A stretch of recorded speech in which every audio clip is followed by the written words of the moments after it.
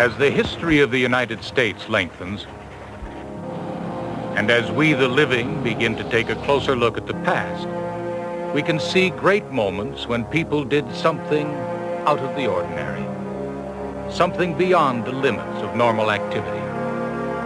A 900-mile trek to Santa Fe, a 2,000-mile journey to Oregon. What got them started? Who said they could do it? In 1847, Missouri Senator Thomas Hart Benton spoke for many when he said, "As you know, I have consistently supported the western expansion of these United States. It is our natural destiny to occupy the entire continent and spread the benefits of our democratic institution all the way to the Pacific."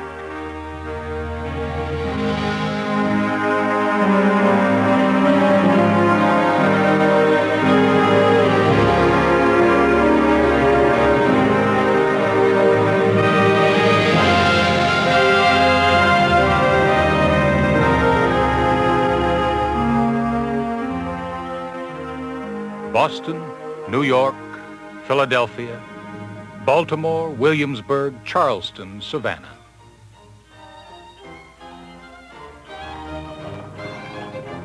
To those who settled the East Coast, and that's where most people settled, west meant anywhere west of the Appalachian Mountains.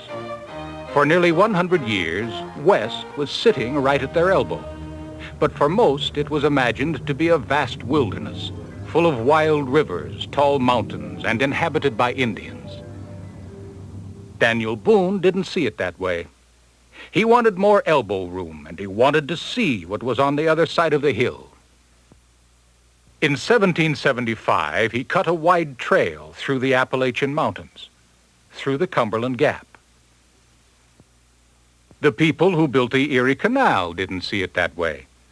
A ditch between the Hudson River and Lake Erie would mean an unrestrained waterway into the center of the continent. The Cumberland Gap, the Erie Canal. For those living on the East Coast, west was getting farther away.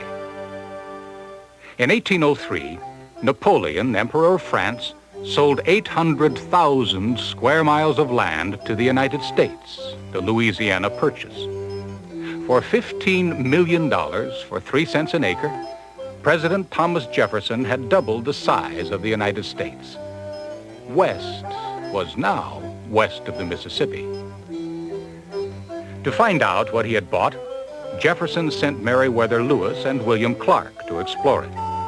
They followed the Missouri River to the Rocky Mountains, then journeyed west to the land of Oregon. Jefferson also sent Zebulon Pike to explore it. Pike headed southwest into Spanish territory.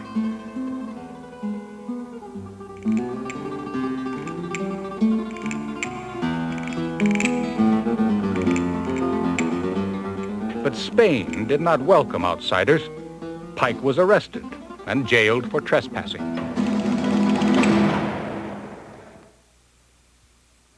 In 1821, Mexico rebelled and ended Spanish rule. In 1822, the first wagons from the east came to Santa Fe. Unlike Spain, Mexico welcomed outsiders. Before long, traders were coming down from Missouri and up from Mexico to buy and sell at Santa Fe. Mañana por la mañana. Axes, rifles, and nails from Missouri, blankets, jewelry, and furs from Mexico, all kinds of cloth and fancy lace from Missouri, mules from Mexico, mules that would later become famous as Missouri mules. In Missouri, they came from frontier towns on or near the Missouri River. At first, Franklin, Arrow Rock, and Lexington. Later on, Independence and Westport. From the jumping-off places, it took 2 months to get there. 15 miles a day, 900 miles. 2 months to get there, 2 months to get back. Back and forth across prairie and desert. Back and forth through Indian territory, through the land of the Kanza, Osage, Pawnee, Kiowa, and Comanche. In 1825, the Osage Indians signed an agreement that allowed wagon trains to pass through their tribal land. Indians did not become a serious threat to trade and migration until much later, after treaties were broken and after white settlement threatened their way of life.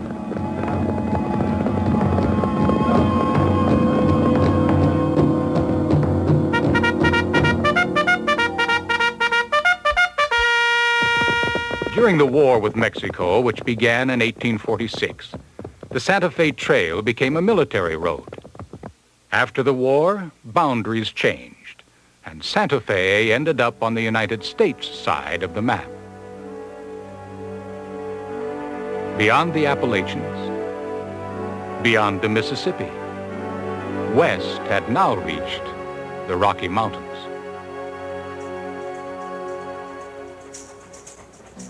In the 1860s, after the Civil War, railroads began building west to the Pacific Ocean. The Union Pacific, the Kansas Pacific, the Atchison, Topeka, and Santa Fe.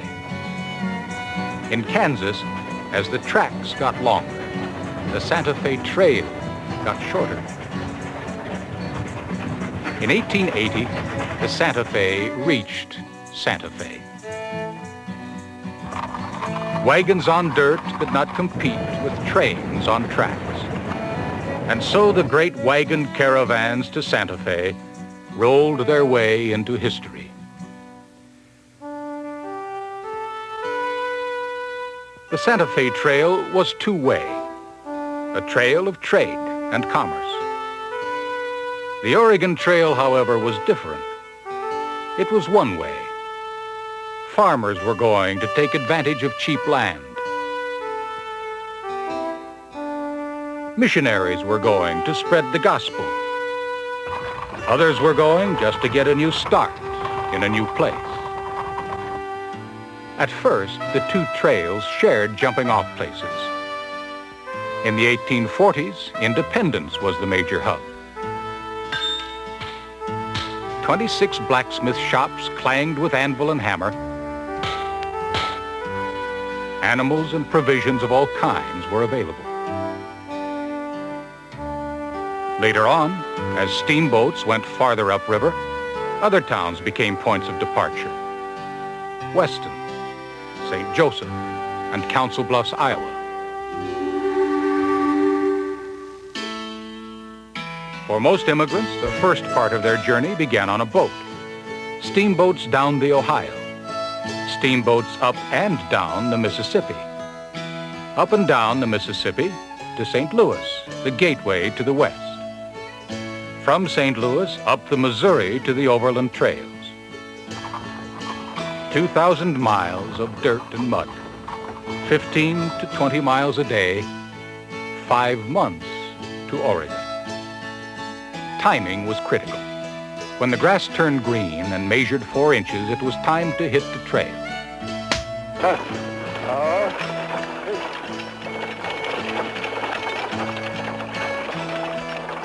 A delay in leaving, combined with an early snow in the Blue Mountains of Oregon, could mean disaster.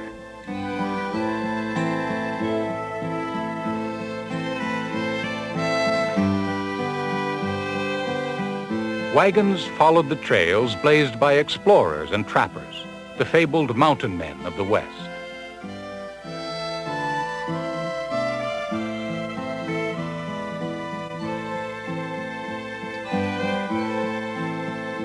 Wagons followed the trails, and the trails followed the rivers, the Blue to the Platte.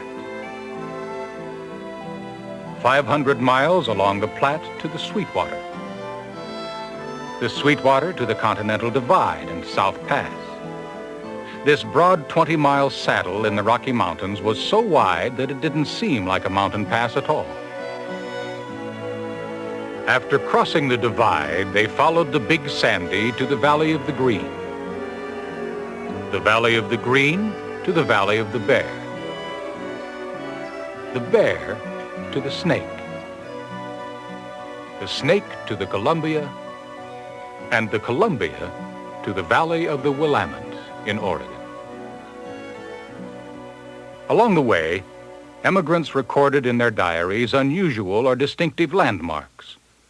Courthouse Rock and Jail Rock, Chimney Rock, Scotts Bluff, Register Cliff,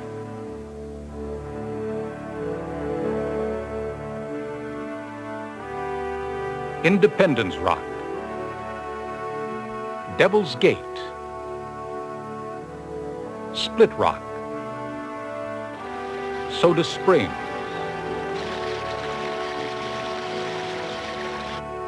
Thousand Springs, Beacon Rock, and Mount Hood in Oregon. They were also struck by the changing landscape. Rolling prairies bursting with flowers,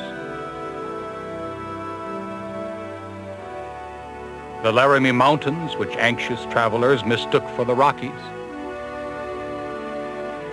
rock and desert, the barren and desolate land near the western end.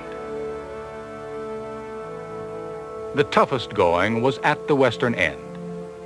Alkali dust stung the eyes. Alkali in the ground poisoned the water. Dry air shrunk wagon wheels, and without warning, the rims rolled off. Wagon tongues snapped. Oxen and mules dropped in their tracks. To make the load lighter, furniture was discarded. Heirlooms that had crossed the Alleghenies and Appalachians did not survive the Oregon Trail.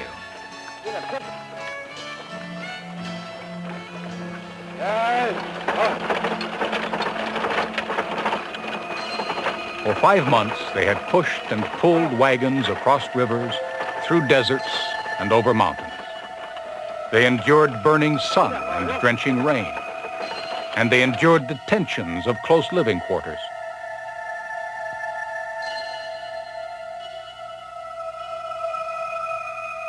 They saw friends and family fall beneath an iron-rimmed wheel or die from the sudden blow of cholera. Yet of the more than 250,000 men, women, and children who began the long journey to Oregon, over 90% made it. Not all immigrants, of course, went to Oregon. Some saw greener pastures in California. In 1848, a discovery at Sutter's Mill turned green pastures into gold. Gold on the American River. Gold in California. Gold in America. People came from everywhere. Some sailed around the tip of South America. Some took a shortcut across the Isthmus of Panama. But most followed the Oregon Trail to one of the California turnoffs. Thousands came seeking a fast fortune, but most left with their pockets empty. Yet for California, 100 years of ordinary growth were squeezed into 10. Not all immigrants, of course, went to California.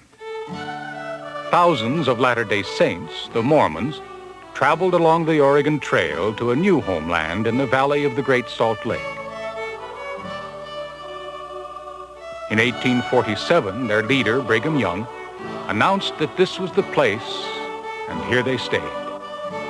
And here they made the dry desert bloom like a rose.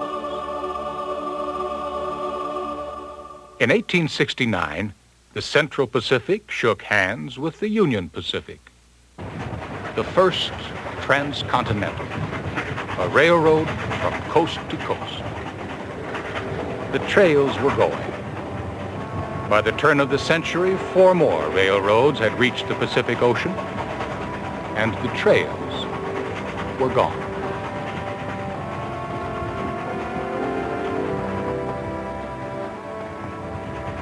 And so, along with railroads, along with Mormons and missionaries, along with pioneers, gold seekers, and traders, that elusive West, which was once close to the Atlantic, had come to the Pacific.